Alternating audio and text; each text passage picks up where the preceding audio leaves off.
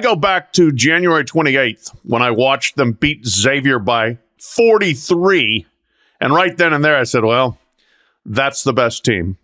Only they could mess it up, and UConn doesn't mess it up. That's the one thing about this team and last year's team. They don't crack. They don't blink. They don't have breakdowns. They don't throw the ball away. They don't miss open shots. They don't leave guys open. They do nothing wrong for any extended period of time. Like they never have breakdowns. It's just incredible the consistency of their performances. And it does look like, you're watching the same truck run over the same squirrel over and over and over again every time they play in a tournament. I mean, truly incredible. Dan Hurley absolutely at the top of his game, and UConn's going to be there for the foreseeable future as long as he's there. And we might get to one possible alternative to that here. But just a dazzling display. This was as good as probably any 2-year run that UCLA had back in the day. Maybe they might have had a little bit better. Of course, they won 88 straight games, but nobody else, I don't think. Like Indiana 76, untouchable. Kentucky 96, untouchable. But they didn't go back to back. And to do that with a largely different cast of characters this time around, phenomenally impressive.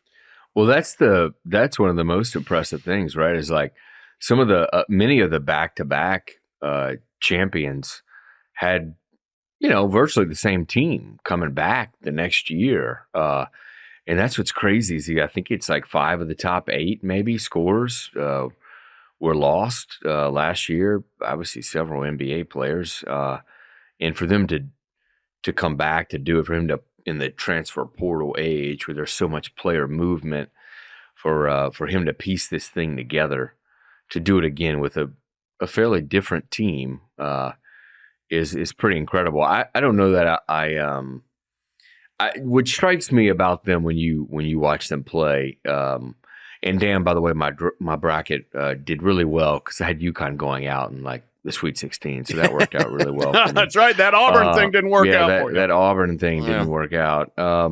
But when I watch them play, it's just really smart, fast basketball and like really unselfish. And late in the game, it really came through in like one specific instance where they raced down the court.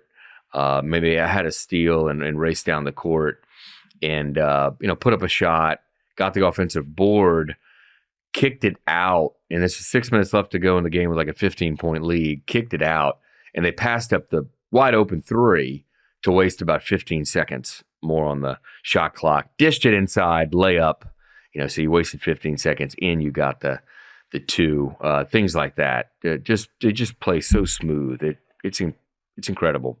They're half court sets. It's like every guy is either he's making cuts, he's rolling into a pick, he's getting open. I mean, there's times. There was a play today, and I forget exactly who it was. It looked like they could have thrown an alley-oop to 2 different guys on 2 different sides of the rim. It was like, which one you want? They just cut you to death. It's just incredible. And then defensively, it's like they're in a zone, then they're doubling off the ball, then they're fighting through. It's like every other possession, something different. They're so well coached. What Dan Hurley just did is incredible. Like you said, Ross, that Florida team brought everybody back. That Duke team in 91-92 brought everybody back, and forget about the Wooden era and all that. Nobody could leave. And I would say this about a kid who did come back. And this is what I like about this era. And I know that I'm not getting on a soapbox here, I promise, but the transfer portal is horrible. I love Tristan Newton's story. I love this kid.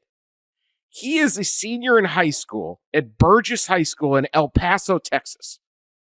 El Paso is it's probably the most isolated city with whatever the population is, 600,000 plus in El Paso, like a sizable city. It might be the most isolated in the whole country. Apparently, no one scouted him except Joe Dooley at East Carolina. Credit to Joe Dooley. But this kid averaged 37.2 points a game, 9.2 rebounds, 2-point assists as a senior in high school. And he got recruited to East Carolina. It's not his fault that everyone slept on him. It's not his fault that they all committed to kids that were juniors that were ranked and this and that. This Tristan was always a great player. He goes to East Carolina, plays, has a good, really good freshman year.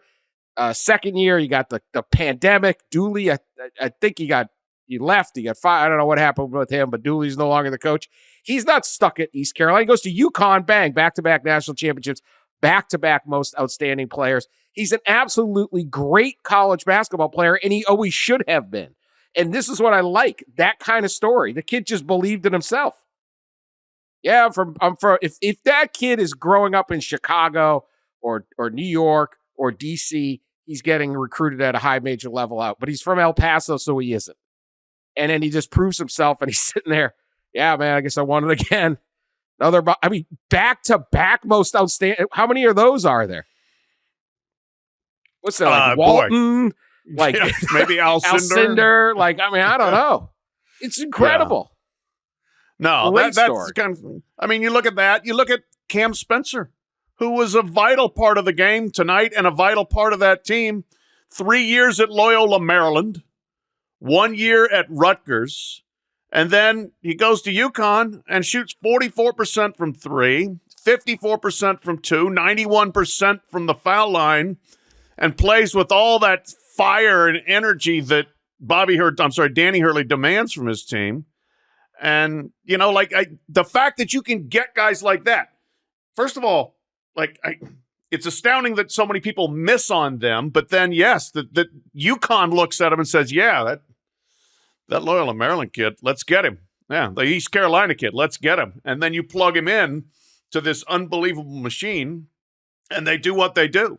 This is, this is extraordinary what they are doing, turning over rosters, bringing up recruits or transfers from lower levels. This is not the way UCLA won championships. It's not the way Duke and North Carolina and Kentucky have won championships. Not even the way UConn used to win championships. But it is working at an incredible level. Yeah, not much else you can say. They absolutely are dominating. Danny Hurley is crazy. His sideline, he's on court coaching. He was on fire. He's getting into it with every ref, every call, every got play. into it with Zach Edey. Got into it with Edey. He's a total lunatic. I'm telling you. I love him. That happened about right in front of me, by the way. So Edey probably committed a moving screen, didn't get called, and then eventually there was, I think, a foul called on UConn or something. And so we go to a TV timeout, and Hurley, it's like immediately 12 steps out there to scream at the refs. And Edey is walking by as Hurley's screaming at the refs, and Edey, I believe, said something or stared at him. I don't know which. And Hurley immediately barks back at him, says something, F you. That is Danny Hurley, straight out of Jersey City, New Jersey. He coaches that way. He's on the ragged edge. He'll take on anybody, anytime, if he feels like they've been threatened, disrespected, besmirched, whatever.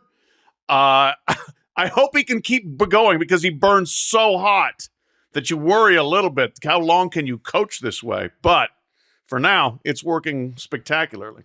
Well, he joked, I think, in the post game on TV, the TNT interview or TBS interview, that he was going to hang it up. This was going to be it. Yeah. But then quickly came back and said, no, I'm still coming. So. Interesting bit, too, he said the other day on Friday before the Final Four. He talked about NIL and coaching kids who are getting NIL money. He says, I'll say this. I personally coach hard. Geez, no kidding, coach. A little bit. I coached these guys the last 2 years since NIL started. I've coached these teams harder than I've coached any team just because of everything that these guys have at their disposal. The resource of the University of Connecticut and the programs now invest in these players is not for their attendance. It's not just to be on campus. It is to produce and to produce winning. The way we travel, the residence, the full-time dining we have in our $40 million practice facility, the NIL opportunities. So he's meaner to them because they aren't just lowly college students who's getting because they're tuition, room, professional and board. players. Yeah, right. Yeah, Yeah, they're professional players. Yeah, he expects results from imagine that, right? Expects results from athletes who are basically paid a salary. Eh. There you Pretty go. funny. So yeah, it's not. He's a player's coach in the oddball way. Fiercely defensive of his players, but does he? Oh my God, he rides them incredibly hard. I mean, it's he is wildly intense, and the press conferences on Sunday were great because you've got two very blunt, very comfortable in their own skin coaches who don't do things the way a lot of them do. They don't say everything just to avoid offending a potential recruit. They are very confident they're going to get their own guy. They're going to get guys, and they're going to do it their way, and they're really not that concerned. So it was very refreshing hearing from them. That's for sure.